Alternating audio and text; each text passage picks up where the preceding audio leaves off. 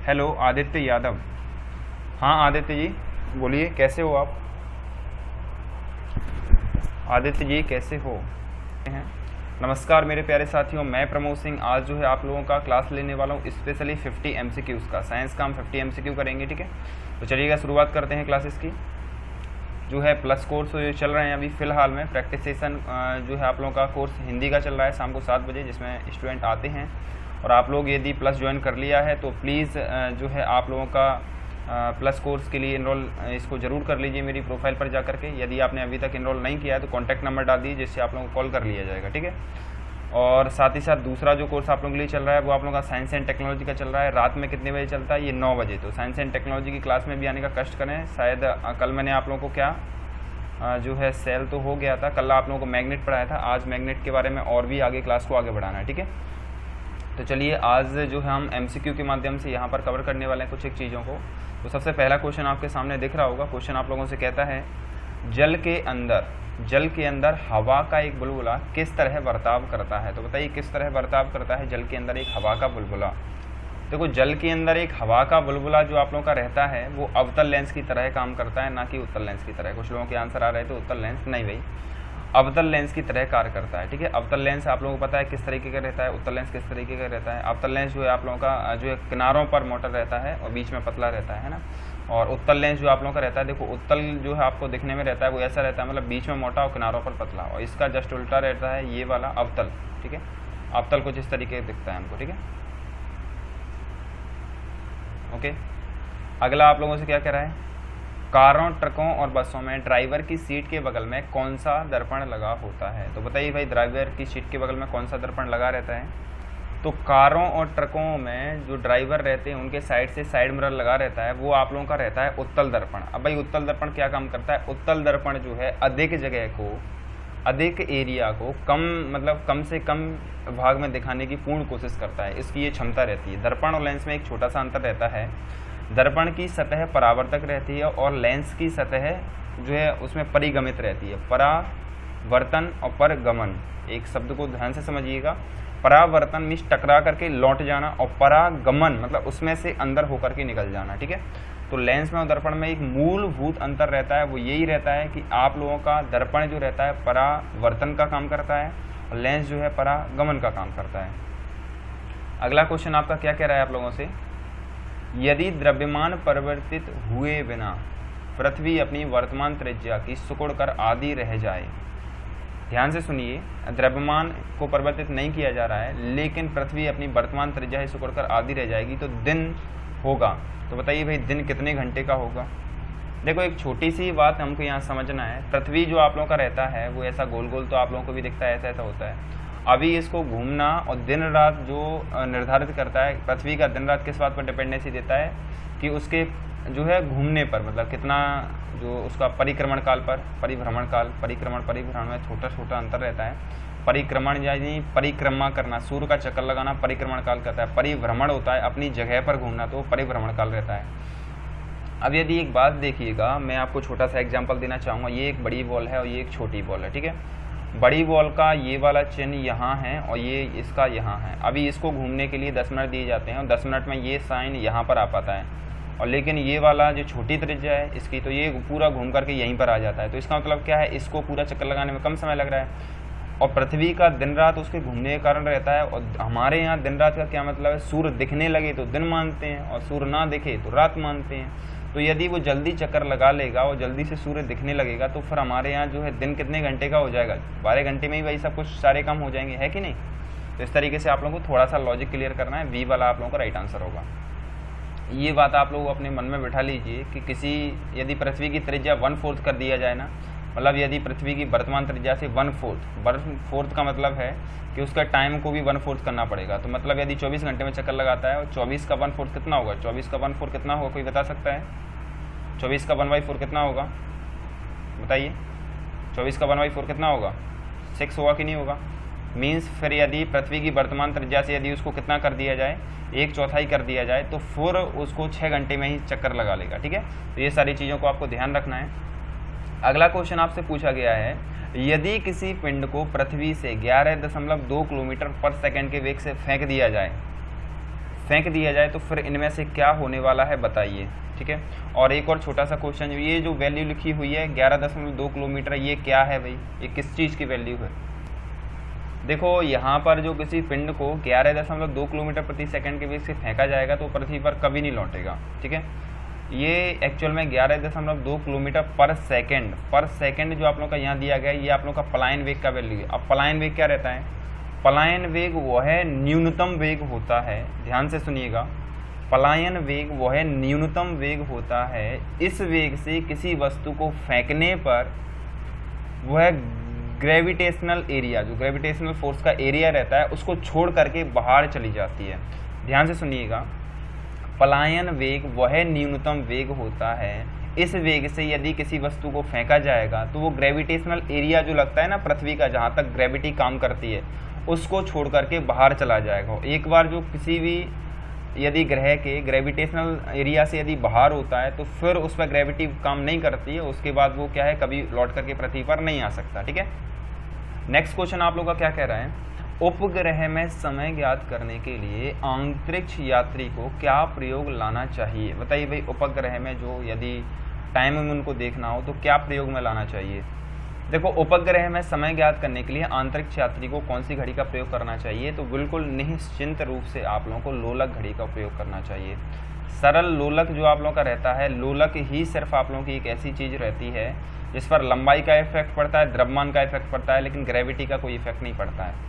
ठीक है, इसीलिए ये अप्रभावित रहती है, इसीलिए क्या है, ये सही समय वहाँ पर आपको दर्शा सकती है। ठीक है, तो ये आप लोग का लोलक घड़ी का वहाँ पर आप लोग प्रयोग करना चाहिए। लोलक में ये रहता है, लंबाई बढ़ाने पर उसकी टाइमिंग पर इफेक्ट पड़ता है। ठीक है, क्योंकि आयाम बढ़ जाएंगे, आप लोगों ने कभी यदि ये आवर्त गति पढ़ा हो तो ये यदि लोलक की लंबाई बढ़ा दी जाएगी तो आयाम बढ़ जाएंगे, समझ रहे हो बात को? यदि इसका वजन बढ़ा दिया तो आयाम में वृद्धि हो जाएगी। तो ये सारी चीज़ें आप लोगों को मेंटेन करके रखनी पड़ती हैं।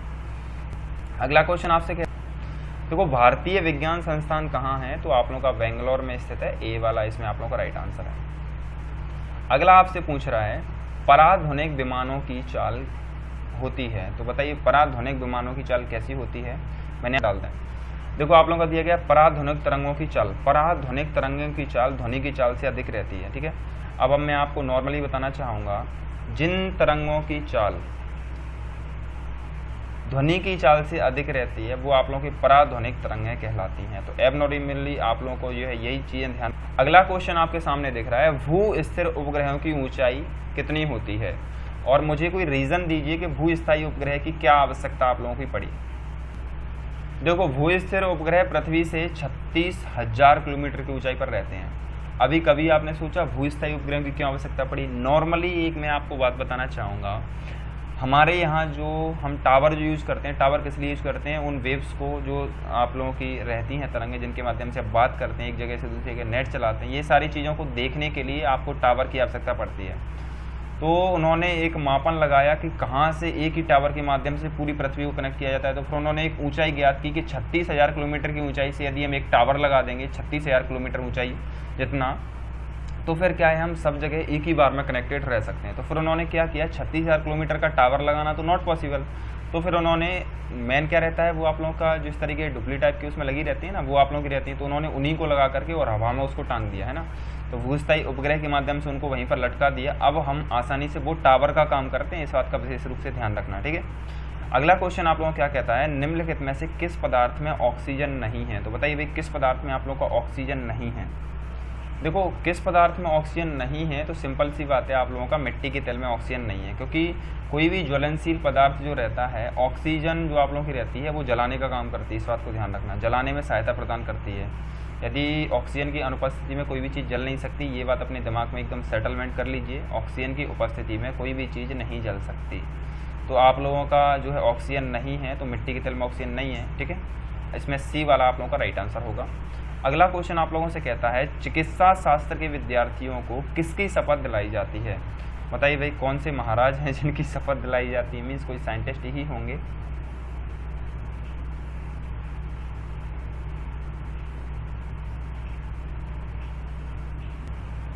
देखो, चिकित्सा शास्त्र के विद्यार्थियों को यदि आप लोग बात करोगे तो हिप्पोक्रेटस की आप लोगों को जो है दी जाती है, डी वाला इसमें आप लोग राइट आंसर।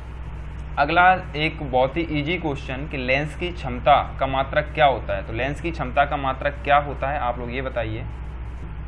देखो लेंस की क्षमता, तो लेंस की क्षमता का मात्रक आप लोग क्या रहता है, डायोप्टर रहता है। डायोप्टर रहता है कि नहीं रहता है, 1 डायोप्टर इक्वल टू 1/f, मतलब फोकस दूरी के व्युत्क्रम को आप लोग क्या कहते हो, लेंस की क्षमता कहते हैं। ठीक है, तो 1d इक्वल टू 1/f रहता है।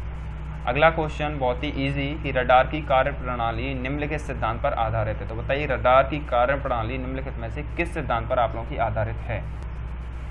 देखो रडार की कार्यप्रणाली किस सिद्धांत पर आधारित है, तो रडार की कार्यप्रणाली आप लोगों का रेडियो तरंगों के परावर्तन के सिद्धांत पर आधारित है। कि रडार का मेन काम क्या रहता है, एक स्पेसिफिक एरिया को डिसाइड करना। रडार में क्या रहता है, जैसे कि ये तरंगें आप लोगों की चल रही हैं, तरंगों में कोई भी चीज़ टकरा जाती है तो वो बता देता है भाई यहाँ पर कोई चीज़ है, जैसे हेलीकॉप्टर मतलब हवाई जहाज़ में, प्लेन में, इन चीज़ों का रडार का नॉर्मली प्रयोग किया जाता है।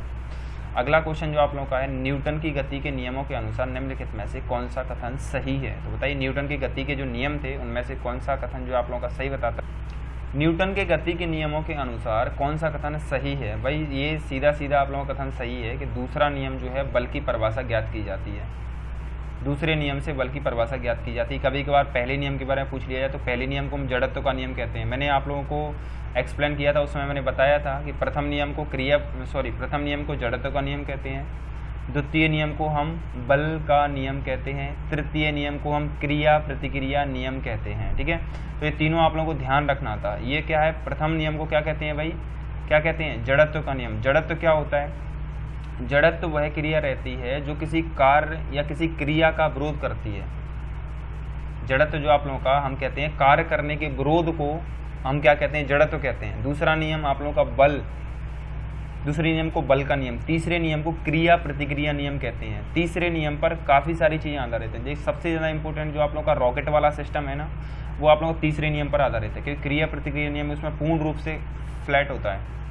तो इसमें जो आप लोगों का राइट आंसर होगा वो आप लोगों का ये वाला राइट आंसर होगा। ठीक है, अगला क्वेश्चन क्या कहता है, किसी पिंड के उस गुणधर्म को क्या कहते हैं जिससे वह सीधी रेखा में विराम या एक समान गति की स्थिति में किसी भी परिवर्तन का विरोध करता है। फिर से सुन लीजिए, मैं अभी अभी बता करके आया हूँ, फिर से सुन लीजिए।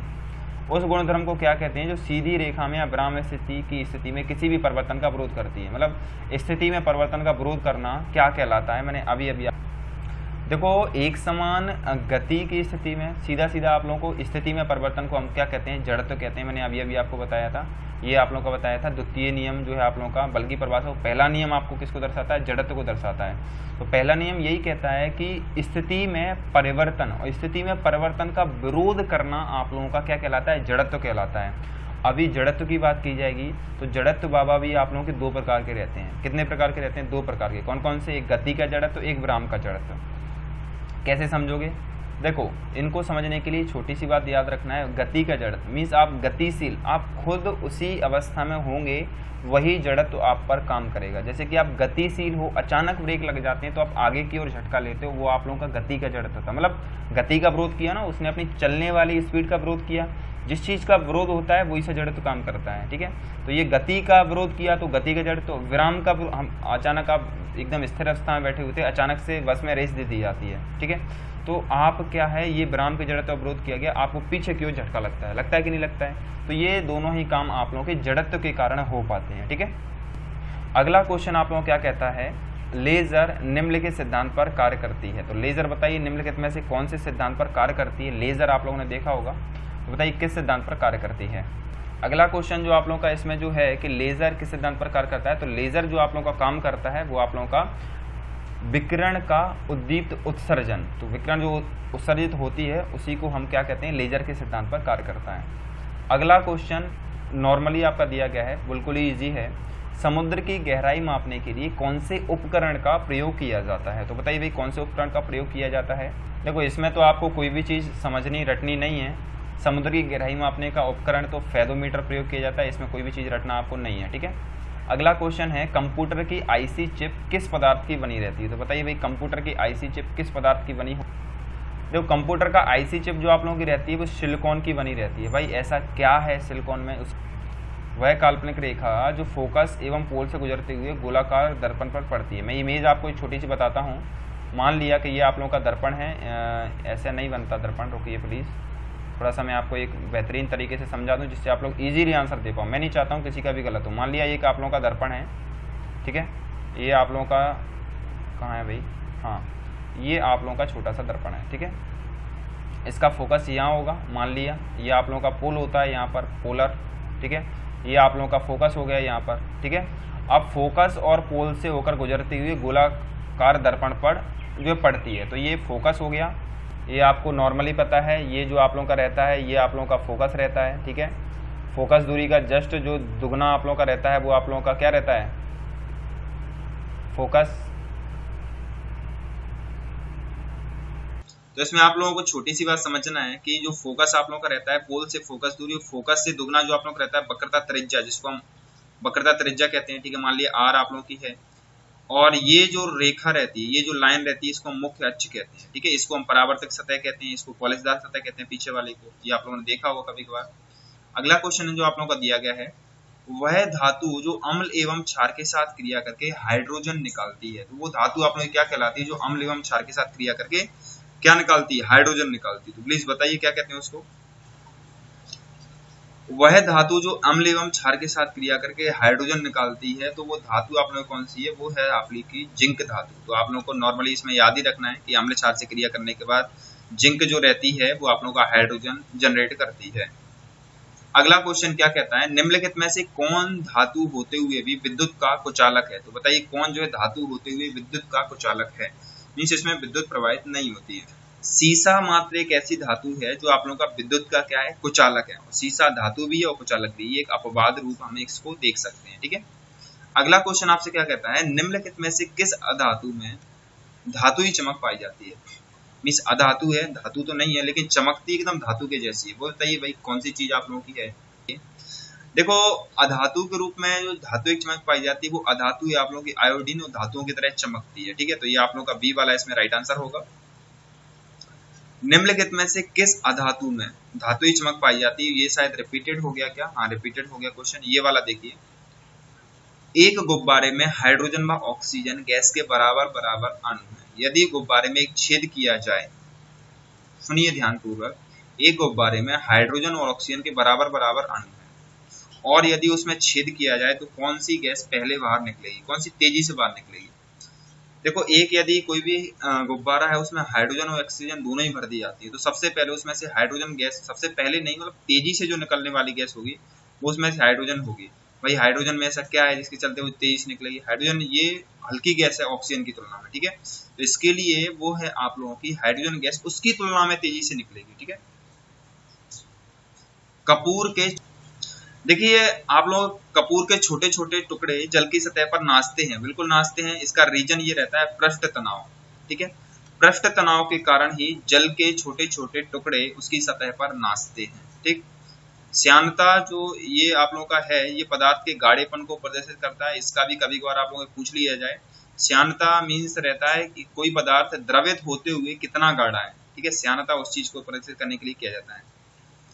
अगला क्वेश्चन आपको छोटा सा दिया गया है, पानी का घनत्व तो अधिकतम होता है। भाई अधिकतम तो होता है, कब होता है ये पूछा जा रहा है। बताइए भाई कब होता है पानी का। देखो पानी का घनत्व तो अधिकतम रहता है तो 4 डिग्री सेल्सियस पर रहता है। अब कभी भी तापमान को बात की जाएगी तो यहाँ पर आपको कितनी 3 इकाई दिख रही है, सेल्सियस वाला दिख रहा है, केल्विन वाला दिख रहा है, फ़ारेनहाइट दिख रहा है, एक और होता है र्यूमर। कभी भी तापमान मापने की 4 इकाइयां जो प्रदर्शित हैं कौन कौन सी, सेल्सियस, केल्विन, फ़ारेनहाइट और र्यूमर।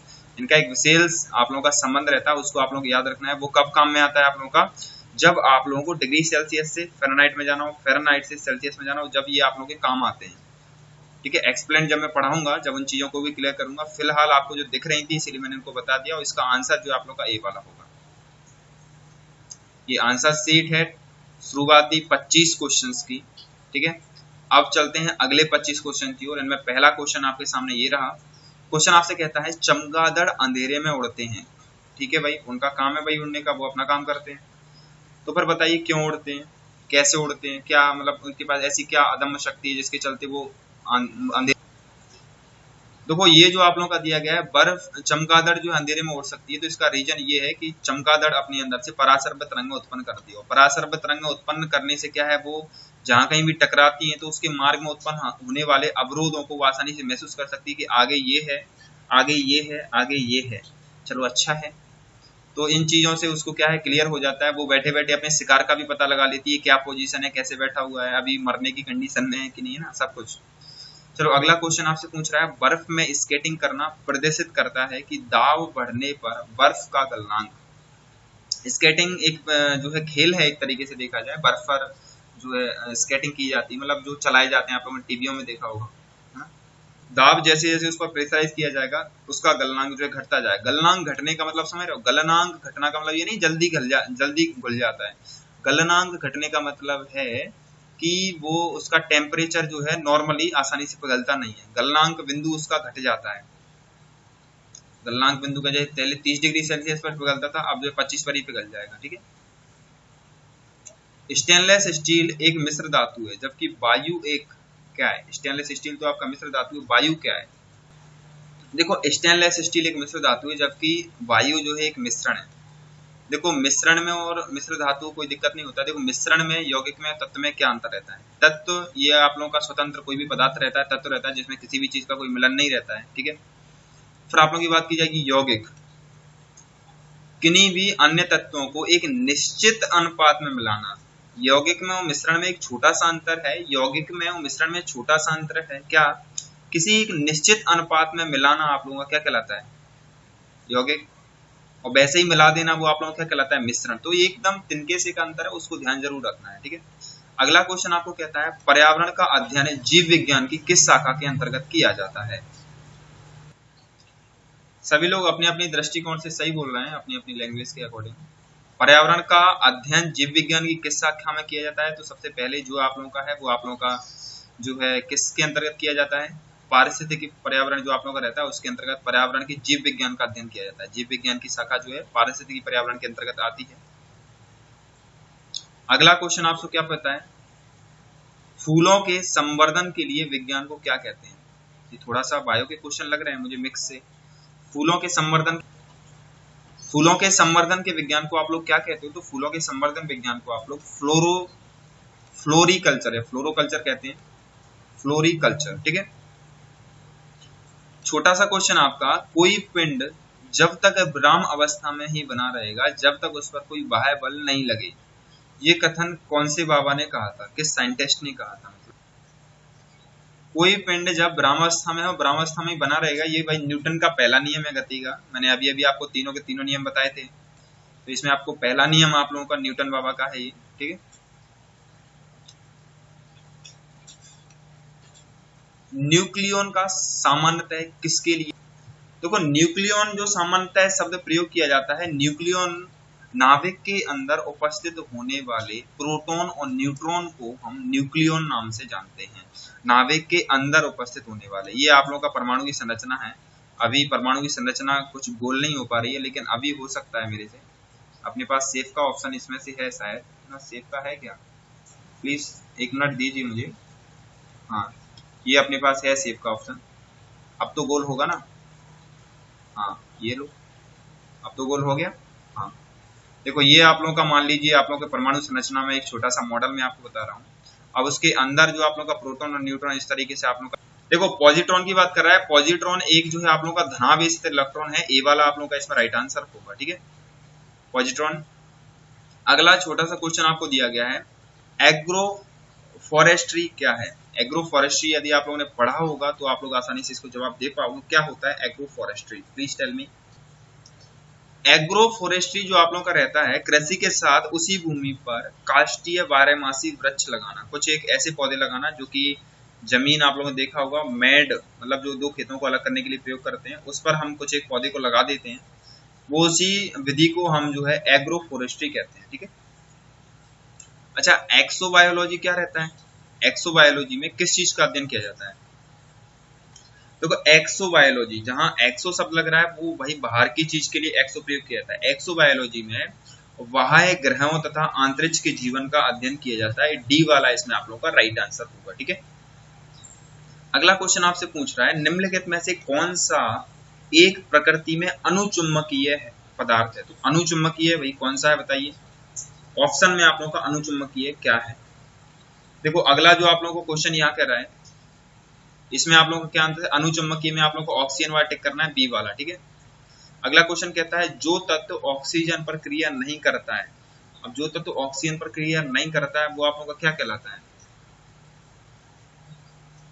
देखो ऑक्सीजन पर क्रिया नहीं करता है तो वो आप लोगों का आयोडीन है जो ऑक्सीजन के साथ कोई क्रिया नहीं करता है, ठीक है। इसमें बी वाला आप लोगों का राइट आंसर होगा। निम्नलिखित में से कौन सर्वाधिक स्थायी तत्व है। बताइए भाई कौन सा तत्व सर्वाधिक स्थायी है ऑप्शन के अकॉर्डिंग। कुचालक है। ऐसा क्वेश्चन अभी आपको आ गया ना। सीसा आप लोगों का सर्वाधिक स्थायी तत्व है। ये आप लोगों की सीसा जो है धातु तो है लेकिन विद्युत की कुचालक है। अपवाद है मतलब धातुओं के नाम पर देखा जाए तो, ठीक है। अगला क्वेश्चन आपको क्या कहता है निम्नलिखित में से जल से हल्का क्या होता है। बताइए भाई जल से हल्का क्या होता है। ओके नमस्ते।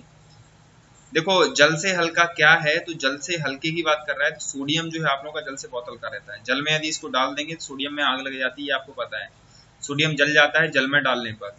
इसको मिट्टी के तेल में संरक्षित किया जाता है, ठीक है, क्योंकि ये अति क्रियाशील धातु है। सामान्य ट्यूबलाइट में कौन सी गैस रहती है। बताइए भाई सामान्यतः ट्यूबलाइट में कौन सी गैस रहती है जिसके चलते सफेद हमको दिखती है वो, है ना। देखो सामान्यतः ट्यूबलाइट में आप लोगों का आर्गन गैस भरी जाती है। आर्गन के साथ मरकरी भी भरी जाती है जिसके चलते वो चमकदार होने में, श्वेत चमकदार उत्पन्न करने में उसकी सहायता करती है। अगला क्वेश्चन है गाय और भैंसों के थनों में दूध उतारने के लिए किस हार्मोन की सुई लगाई जाती है। कभी कभार आपने देखा हो ना वो सुई लगा देते हैं जब भैंस दूध नहीं देती है, तो किस हार्मोन की रहती है वो। इनके थनों में जो है ऑक्सीटोसिन हार्मोन लगाया जाता है जिसके चलते जो है दुग्ध स्त्रावण ग्रंथियां एक्टिवेट हो जाती हैं और दूध देने लगती हैं गाय भैंसें आप लोगों की।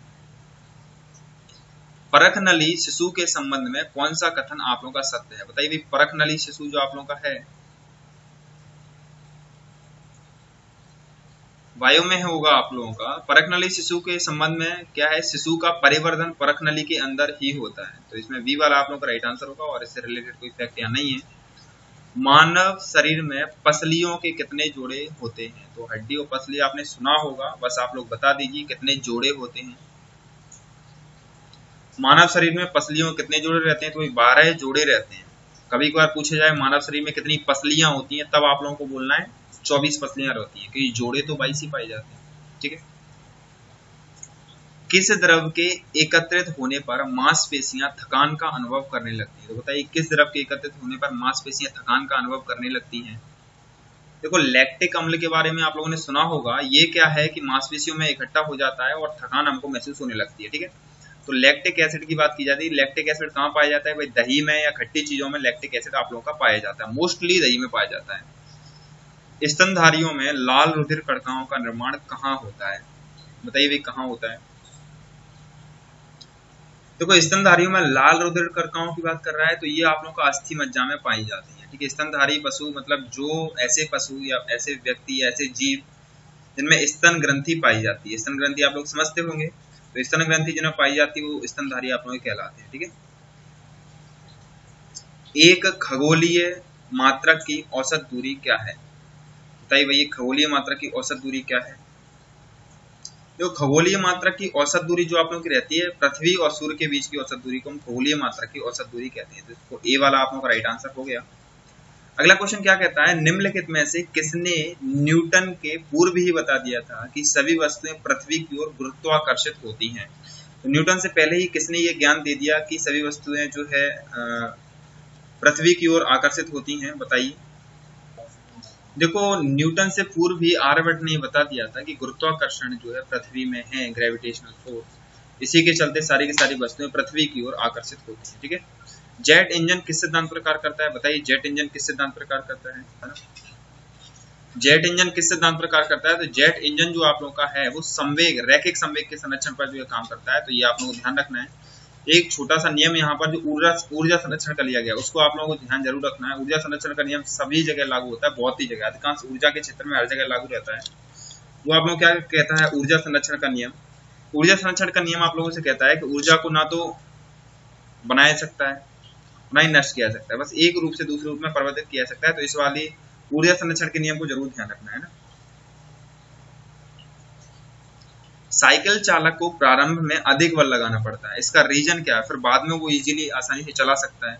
तो प्रारंभ में ऐसा क्या रहता है जिसके चलते जो है उसे तेज बल लगाना पड़ता है। देखो साइकिल चालक को प्रारंभ में अधिक बल लगाना पड़ता है क्योंकि मैंने आपको जड़त्व बताया था, ये क्या है, विरोध करता है, विरोधी बल होता है जड़त्व। तो चालक क्या है, जड़त्व पर विजय पाने के लिए अधिक बल लगाना पड़ता है, क्योंकि जड़त्व क्या करता है, कोई वस्तु स्थिर है तो उसे उसकी अवस्था में परिवर्तन का विरोध करता है, मतलब वो स्थिर है तो वो चाहता है स्थिर ही बनी रहे, उसको वो ये नहीं चाहता चले, तो इसके लिए उसका विरोध करता है, वो जड़त्व होता है, वो जड़त्व के कारण उसे शुरुआत में ज्यादा बल लगाना पड़ता है। ठीक है, आज का अंतिम क्वेश्चन आपके समक्ष ये रहा, क्या कहता है, भोजन की विषाक्तता उत्पन्न होती है। तो बताइए भाई भोजन की विषाक्तता किसके कारण उत्पन्न होती है, अभी दिखाऊंगा। भोजन की विषाक्तता उत्पन्न होती है, तो भोजन में विषाक्तता जो है, देखो भोजन की विषाक्तता जो उत्पन्न रहती है वो आप लोगों का बी वाला इसमें राइट आंसर होगा, क्लोरोस्टिरिडियम बेटुमिनस। ठीक है, तो आई होप आशा करता हूँ आज की क्लास आप लोगों को पसंद आई होगी, है ना। तो नाम आप लोगों का दिया गया है यहाँ पर MCG Academy, this is my YouTube channel, जहाँ से आप लोगों को रिवीजन वीडियो देखने को मिल जाएगा। मेरा अनअकैडमी प्रोफाइल को फॉलो जरूर कर लेना, एंड आशा करता हूँ रेगुलर आप लोग 1 बजे जरूर आओगे। ठीक है, इसको अपने फ्रेंड्स के साथ शेयर भी करना है इस बात को।